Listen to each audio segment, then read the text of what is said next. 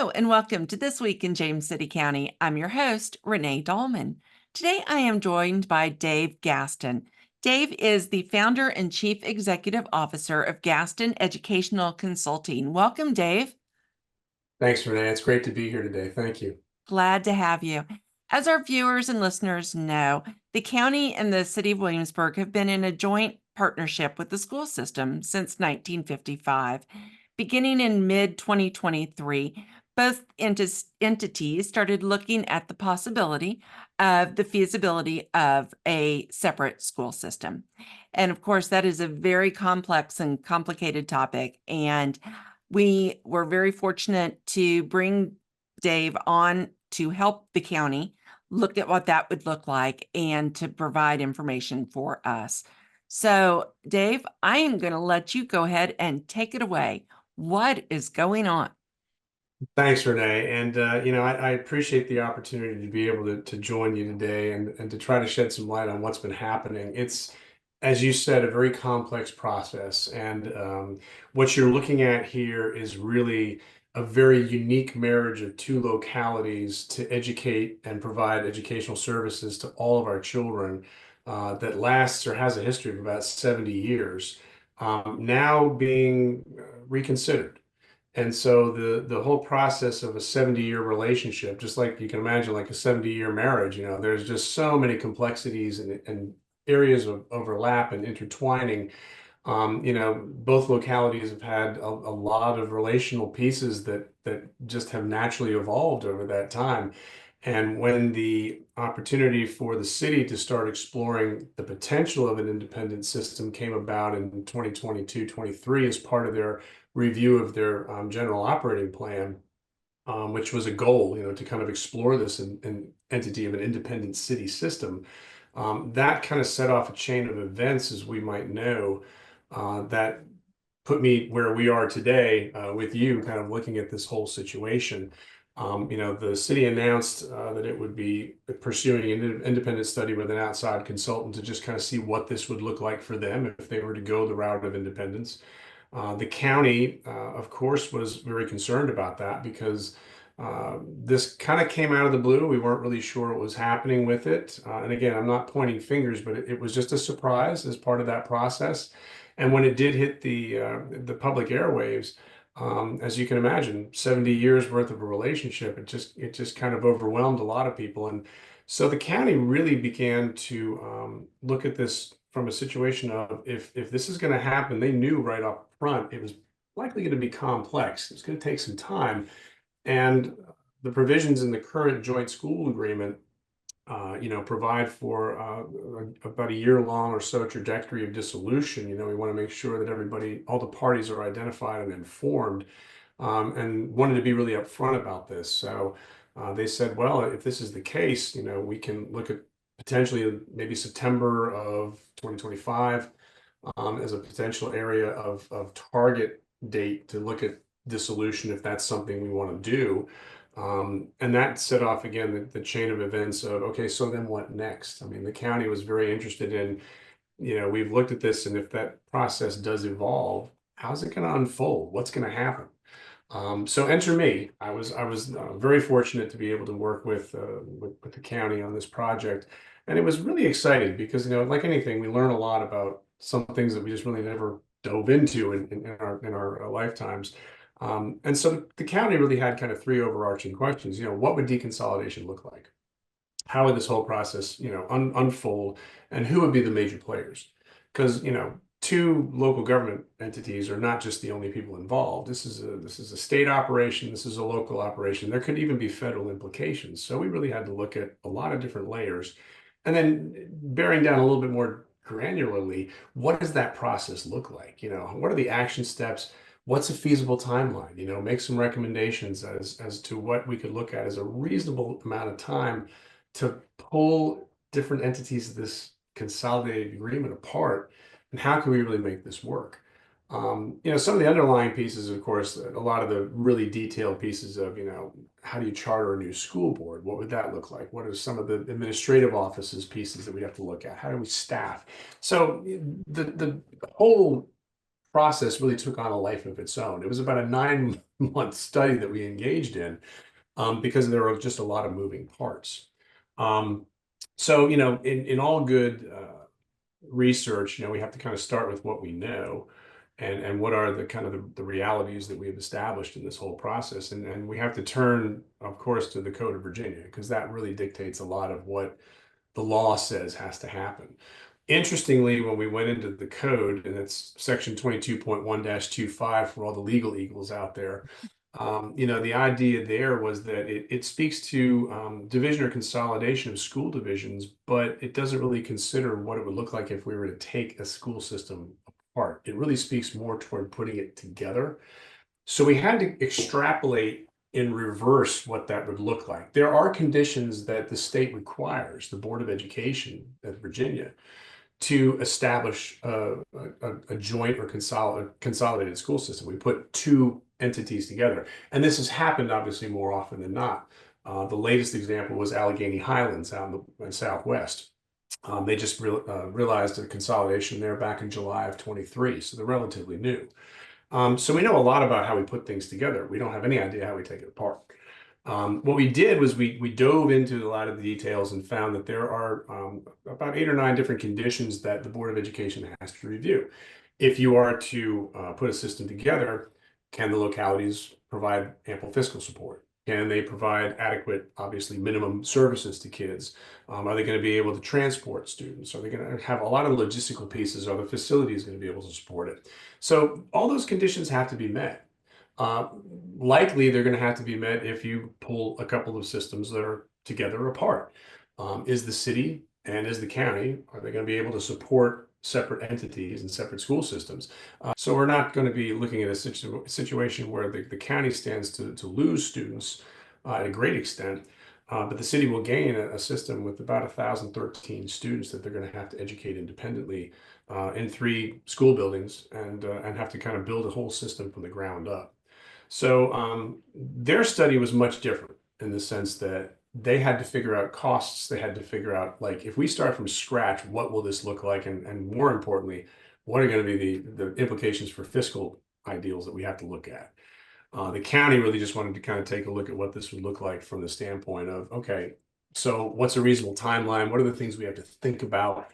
And, they also wanted to kind of leave the door open a little bit too, in the sense of, if we don't go down the route of deconsolidation, what can we do? Are there other options out there that we can really kind of take a look at? And what might you recommend? So all of this was put into our study, which, at the end of the day was 105 glorious pages of information. A lot of, detailed, obviously, information about the enrollments and comparison districts in the state and what this would look like. The student performance data that we pulled apart. A lot of different entities and a lot of different pieces. I think for me, as a former WJCC employee, I worked in the system for about a decade, loved it, and had a great experience there. It's unique. It works. It's a very interesting amalgam of different things that come together to really educate kids, and it does a great job of it. I mean, I think the services and the students get here are second to none. But we want to make sure that that educational experience continues if in the event that this thing would actually go to a separation. So, a lot of those questions that we kind of looked at really start to unfold when you start to take a look at what happens, in the event that something might separate, and we have to go with 2 separate systems. For us in JCC, it would really be ground up. We'd have to have a brand new administration building. There is the potential that we would not maybe have to have a new school board because our school board is elected. That was a choice that we made roughly about a decade ago with legislation from the Commonwealth. So, we have currently 5 seated members, staggered terms. They kind of mirror the Board of Supervisors, very, entrenched kind of a system. And it's worked. So there is a potential that we being the county, could petition the Board of Education to keep the current structure, and then allow the election cycles to just continue with the transition piece, which would be something I recommended for the county to be able to pursue. That would really cut a lot of time in the transition, because the bigger pieces that are looming, as you know, are we lose a middle school. We have a facilities deficit of 600 middle school students that we would have to find a place to educate, which means we're going to have to think fast and act fast to get a roughly $105 million building, which would probably be about similar to the Lois Hornsby footprint, placed somewhere in the county, as well as a new administration office, which I know at the time the county was really kind of putting out on the table with their new administration center for James City County as the potential of, do we simply consolidate and maybe move the school board in with the administration offices for the county, which would be a wonderful configuration, but again, not the only operation that could actually happen or the only option that's open. The other pieces too, we have to take a look at in the sense of, how do we transition all this? It's not easy just picking students up and moving them to another building. It doesn't happen that way. It's a very delicate and it's a very traumatic experience for students when they're moving schools. We know that from a lot of the information that we've received and feedback we've received from areas where we rezone. Rezoning is not sexy. People don't like it. It's very difficult. And so when your ideal is entrenched in one school and you have an identity that's been there for a while because your children have attended, and then you're going to be moving them to a new location, it can be very difficult. And so our study also kind of looked at how do we properly transition kids? We want to put in plenty of time in the front, so that we would have to go through two separate rezoning operations, one for secondary and one for elementary in James City County, because with that loss of the schools, we're losing Berkeley and James Blair. There's going to be a wholesale shift in the feeder patterns. There's going to be a wholesale shift in the high schools because we're going to see, for instance, Lafayette losing a large majority of students. And so we're going to have to even out a lot of the populations across the county of students. And so that's going to bring in a whole big consideration of rezoning. Never popular. But we can do it obviously with a lot of purposeful intent to make sure that students and families are comfortable with that. And so our study really set up a system where we recommended up to a year or two of lead time, where we go through the zoning processes and kind of work through that channel. And then on the back end, once we've established where the families are going to be going, we really spend about a year taking time at each of the school sites to set up a transition team and to work with each child and work with each family, create that welcoming environment, get them to understand kind of what that new building is going to look like. It's not going to be so bad. We're going to be able to look out for them and develop a student success plan for every single student in James City County if they go independent. And then also do the same on the mirror side for the city. As the city kids move out to their schools in their localities, we would also have a very detailed place of, how are we going to place them? How are we going to work their plans? How are we going to develop all this for them? And just kind of do needs assessments for them and kind of figure out what we can do to make that transition experience great. And then have community opportunities to be able to get to know faculty, get to know staff. Certainly the staffing is going to change. We can't just allocate the staff and say, well, you'll just stay at the building you're there. We're going to have to do hiring because two separate systems are going to have two separate sets of contracts. We're going to have a hiring process. What we recommended is to keep as much stability as possible in the administration. We want to make sure that assistant principals and principals, for example, stay relatively stable in the transition if they want to move into those systems and give them the option. But if not, we're going to also have to hire, administrators in. And of course, a new central office is going to have to be had as well, all the way up to the superintendent. We're going to have a new process. Once the school board is established, they then have the task of hiring a new superintendent. So we're going to have a brand new division superintendent for JCC that would come in. A new staff. We estimated that the new school board would number about 100 to 140 maybe individuals. We looked at some comparable districts around the Commonwealth. That's where we may settle. And then, to get the proper work done, it would be a very big necessity to get things moving early. The curriculum instruction, we would maintain quality in the transition, so we wouldn't be losing any of that quality through that change period. And then the transition itself, it could look very different from a couple of different standpoints. One, we could just set a target date, and we estimated in our study that target date would not come probably before 2028. So we're looking at maybe 4, conceivably 5 years out from this process. And I'll get to why in just a minute, because there's a whole host of underlying things that have to happen there too, as you can imagine. But option one is we just set a target date and everybody moves pre-K through 8, and we just move that fall start of the term and everybody just goes. The other option is we can stagger, because as you know, high school students in particular, with some of the sports and some of the activities that they have, that can also play into it pretty differently as well. We would want to give rising seniors the option of staying at their current home schools in the transition, so that could help. The other idea that we posited or kind of put forward was a 4-year phase in, where we start with the freshman year, let's say in 2025, 26, and then 26, 27, we move freshmen, sophomores. We just kind of stagger it all the way up until we get to 28 or 29, where we have all 4 years of those classes moved to the new high school in the city, and then obviously settled into the high schools here in the county as well. We thought that might take a little bit of pressure off. The nice thing is that for any students that are really at high school at that point, there won't be any interruption for them with regard to athletics. Won't be any interruptions with them regarding extracurricular activities. It'll all stay intact because the laws protect that, which is great. So students at least will be able to participate fully wherever they go, and do whatever they need to do without a waiting period or without any kind of a lag time. And that's important too, because again, we want students to be fulfilled. We want them to blossom and to have all these opportunities that they have now available to them. That's great. I guess, the question I raised in that whole process, Renee, is like, okay, so why 4 years? It just seems like, could we just do it tomorrow? Well, again, construction's one thing. We have to get that building built. That's a 3 to 4 year process at best, if we don't have, weather delays and change orders and all sorts of other things that happen in that process.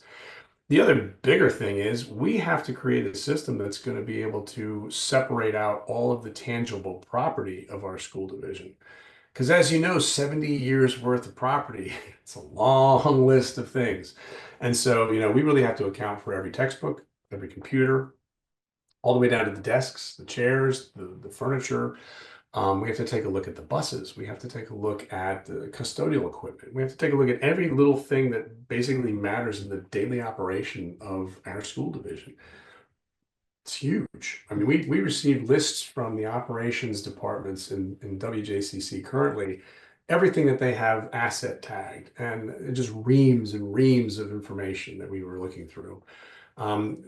It's not so much that we even have to understand, like, okay, you get 10 pencils and we get 20 pencils. It's what's the value of that pencil? So you have to establish a real market value of every little item that has to get transitioned. And as you kind of sit there and look at me, I know you're thinking, whoa, like, how do we go about that? It is an enormously complex process. You're going to have a third-party accounting firm come in. They're going to have to assess values. You're going to have them evaluate everything. And then the two sides, you have to sit down and kind of work through everything together and say, okay, we'll take this and you can take that. It kind of becomes like an NFL draft. We're going to take this one and you can take this, and we're going to need 23 buses. We're going to have to transition these over, and which pieces of property are viable, which is out of date. I mean, what do we have to purchase new? Then you have to take a look at things too, like rebranding. Some of our buildings are going to need new signage because we're going to have a different division, brand new logos. That can get very complex. Lucky for us, I don't know if our mascots or anything really at that level, the school level, would change. I think those will relatively stay the same, except for the new middle school. We'd have to have a deciding team to kind of put that together from the public. But the idea there is that, for the most part, the branding piece can take a while too. It can, I think it took the county a few years to get their rebranding done when they went through it a short time ago. And there are costs involved. The signage it's not cheap. Those big wooden signs are gorgeous, but they cost a penny. And we're going to have to kind of look at all those factors that come into play. So, that has to unfold while we're also determining the zones, while we're determining the transition plans, while we're looking at the staffing formulas. All of these factors are going to be a very complex process. And then, of course, while all this is happening at the state level, we have the Board of Education making sure that all the criteria are met. And if they don't think that's going to be met, they can come back and say, yeah, I don't think that's a great idea. Maybe you need to stay consolidated. That's possible.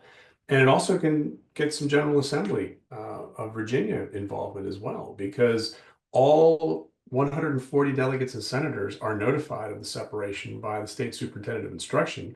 And once they find out that this is the case, there could be some potential implications in legislation that could come down from them that could either block the deconsolidation, or they could mandate different things that we have to do in that process.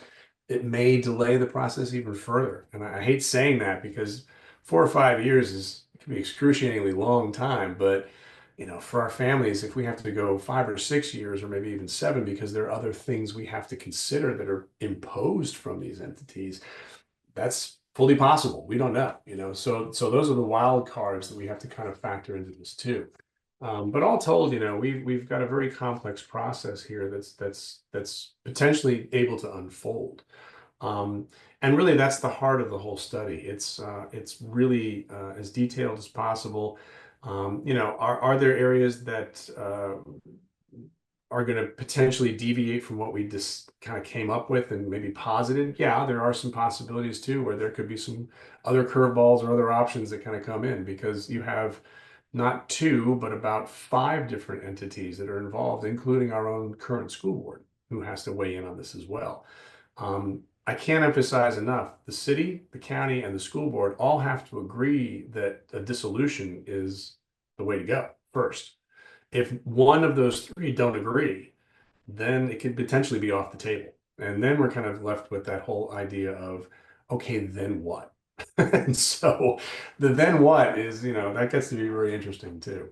So My goodness. Okay, well, first of all, we need a new word for complex, or then complex, because this is like complex times a million. I had a general idea of some of those things, but it really, it could be very overwhelming to look at all of that needs to be accomplished. And it's going to be very interesting times, I yeah, think.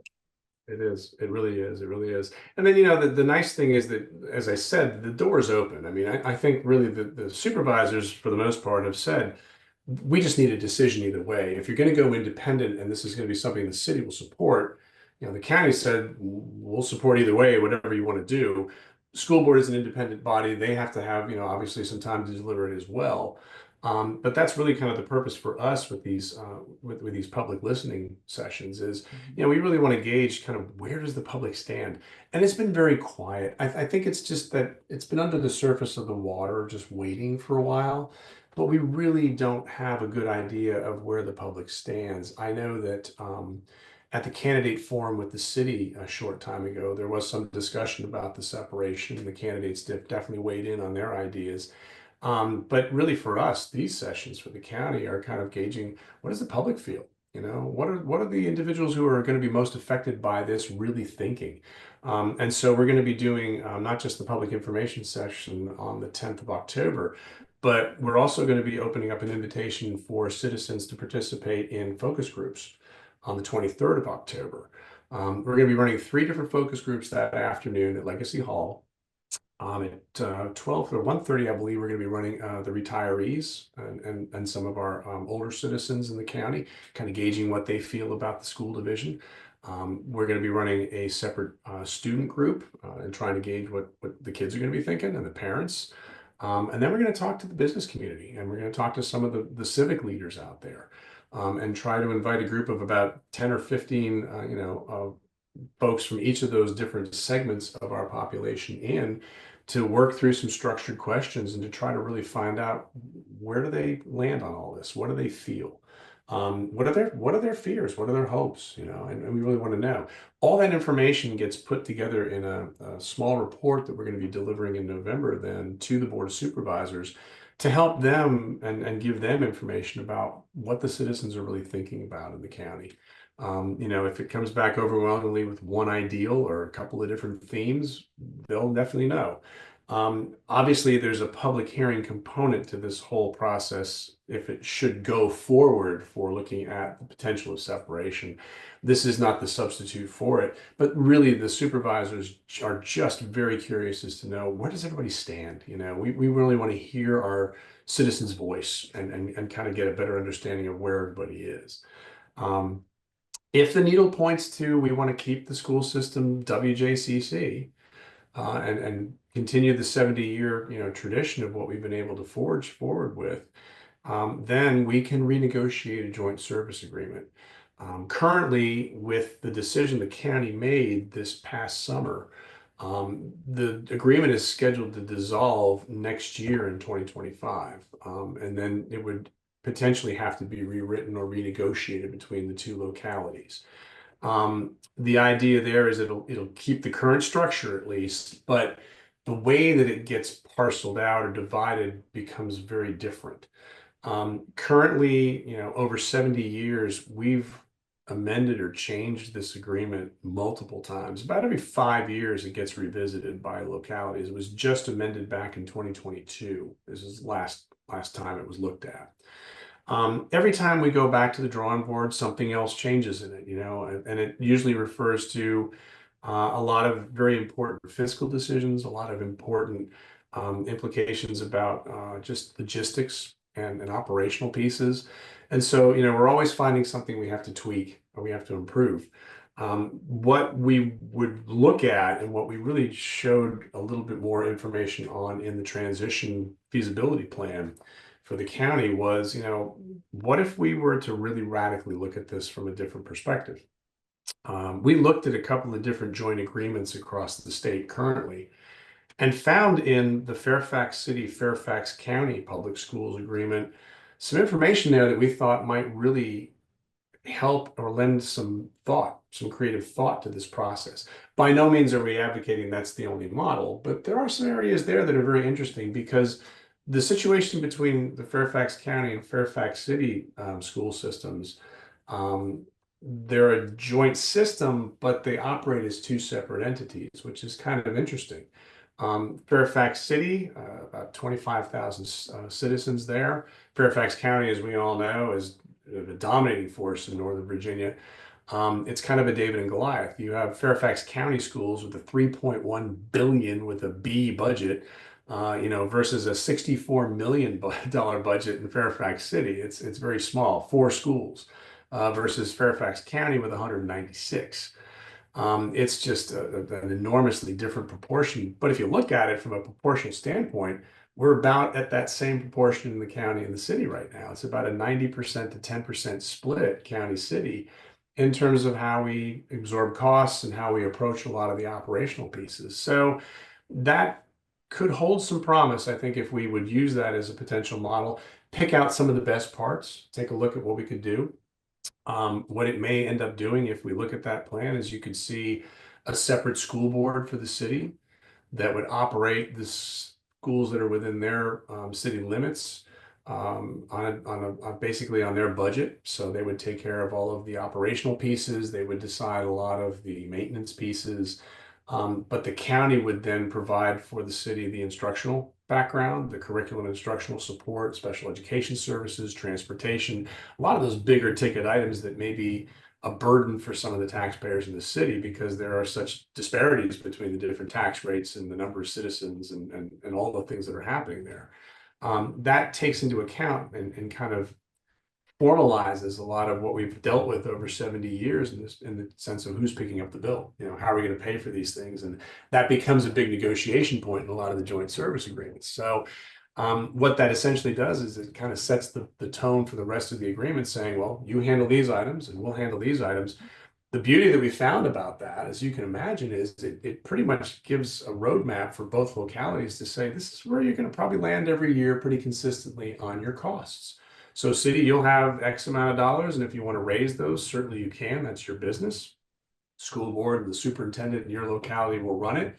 The superintendent, the school board, and James City County will certainly determine what we need to do to support you and to provide the technology support, the curriculum support, the transportation, et cetera, special education. But all of those factors then are kind of determined on 2 separate tracks, and everybody kind of knows up front what happens. The city would then allow the county to be able to kind of take things over in certain regards, but they would also have the ability to fund those areas or super fund those areas if they wanted to as well.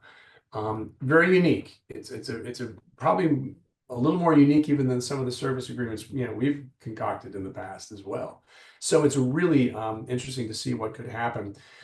As you can imagine, if we do want to go the route of a new plan, new joint service plan, we'd have to really hop on that pretty quickly because the summer of 2025 will be here before we know it. And the bigger implication for all of us that we really bump up against is budget. The school budgets are started the process in December of this year.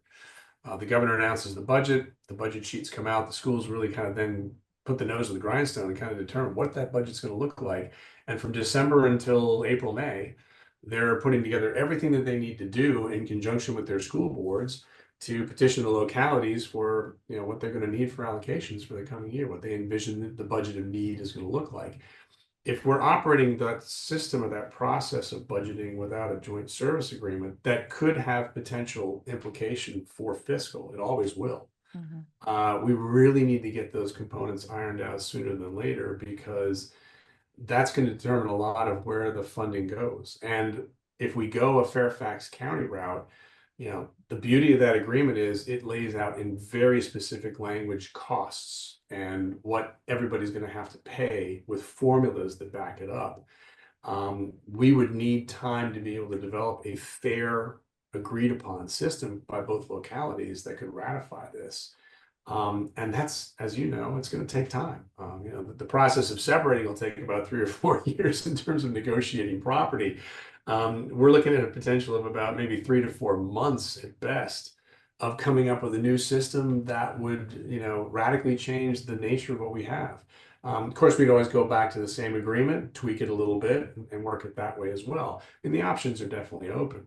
But the sooner the better. And I would say that by March or April, we would need to have easily an agreement that would be, accepted by all the parties involved and be able to kind of move us forward so we can get the final budgets hammered out and get all the fiscal pieces put together.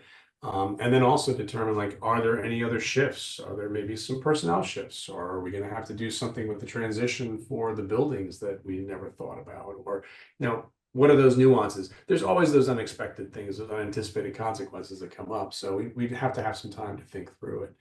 But a lot of good work there. We would really have to, it would bring the localities together, sit down at the table and really start to hammer out some agreements about, what do we really want to do? What's the vision of education going to look like over the next 5 or 10 years for these localities in a joint service agreement that we've had that's been very unique. That's the other piece that could unfold as well. At the one side of the coin, you get the separation and the independent systems. On the other side of the coin, we get a brand new joint agreement that would allow the communities to work together again and kind of look at maybe a different way of approaching it. It's interesting because certainly because the schools potentially look at the potential of a joint service agreement being dissolved, it doesn't dissolve the other joint agreements that we have with localities as well, with the library system or with the other places that we operate. Certainly our localities have a history of cooperation and communication. So it's a nice opportunity for us to be able to kind of really look at this as just that continuation. Even if it goes independent, we still have to talk to each other. There's a lot that we have to really kind of communicate about because one exists within the sphere of the other and vice versa. And we definitely have to learn, that there are going to be some things that we're just going to naturally have to rely upon, in terms of how that works. So yeah, it's one of those things where we really put a lot of thought and a lot of effort into it. I know that the supervisors have read this thing, very deeply, and I enjoyed the work with them because they asked really good questions. The questions they came up with were just phenomenal, and it guided a lot of our work. We would provide monthly updates to the board and give them a lot of the information of like, okay, here we are. So what do you think? Would we want to go with door A or door B, or option C or option D? And they were very good and very thoughtful about, well, let's pursue this or let's look at that, but are there other things too? Do we need to look at that? So all the cards were on the table, and it was It was quite fun, I will say. It was, for 9 months, I guess I birthed a study, and it was one of those things where when I handed it over to the public, like I said, by no means is it the absolute authority on everything. It could definitely change and shift, but there's good information there. I think that we all need to be aware of. So now, Renee, we really just need to understand kind of where does the public come into all this? What are they thinking? Do the parents support it? Do they not? Are the kids behind it? Are the business leaders looking at this as an opportunity? Are they dreading it? And we really want to hear from people. And we will have a presentation on the 10th. Obviously, I'm gonna front load that evening with information about what we just talked about here in the podcast, essentially, but a little more detail and granular ideals. Then we're gonna, open it up to some discussion. We really want to talk about what's on everyone's mind, and trying to get some ideas about, how's this weighing on you? What do you think? What are some things we need to think about? Or you have some ideas that we need to consider that we haven't, and we're really open to what could happen. And then obviously, we want to make sure that we work with the public that night too. If they have a desire to work with the focus groups, we can't obviously take everybody, but we want some willing volunteers who want to be there to lend their voice. The focus groups will really take a deeper dive into the information because the questions will really go a little further under the surface about some of the areas that we want to look at with regard to transition, with regard to student performance, with regard to some of the programs that we are offering right now. What are the opportunities? What are the threats? What do we need to know? And really excited about where that could go. This is what we do as a company. We really get involved with the strategic planning. We do focus groups. We do a lot of organizational dynamics, a lot of leadership development pieces. So for us, we do a lot of community work, and we do a lot of listening out there, and find out a lot of the heartbeat of what's on people's minds. So for me, this is kind of my jam, and I'm looking forward to that. Oh, that is great. And you mentioned the October 10th, and I'll have details at the end of the podcast on the screen and in the show notes. But also, I think you mentioned if people are busy on the 10th and are not able to attend, is there also another opportunity besides the focus groups for folks to share their thoughts? As I mentioned, really the only other vehicle for them will be the available online questionnaire that Okay. will for them as well. We looked at the schedule. October's a busy month. I Mhm. know families are really engaged in a lot of things that are happening out there. And you start with occasion for the arts, and you move through whatever else is going on through most of the month with soccer and all Mhm. sorts of different other sports that are evolving, football. It's a busy time for families. So we really wanted to give the focus group piece. We really want attendance on the 10th. I would really love to see a packed house coming in and having the opportunity to really voice opinions on things in a really good forum that could be a very positive way of expressing, what's on people's minds. Because again, we're going to take all that information back to our leadership and let them, understand a little bit more about what people are thinking. And so we really want to make sure that we have all voices, up and down and everything in between, kind of there. And that's going to be important. So that one session, we kind of figured it gives everybody enough time. It allows them to be able to participate and kind of come in. We're going to keep it as much as we can. I know the public comments may get lengthy, and there may be a line at the door. But we really want to make sure that we have everything lined up for a good hour to an hour and a half of time, get people out so they can still get the activities and dinner and whatever they need to do with their families. But also too to get a really good uh, load of feedback from everybody in the sense of where they think this is needing to go. That's so important. Absolutely. Well, Dave, thank you so much for all of the work that you have done and are doing on this very complex topic.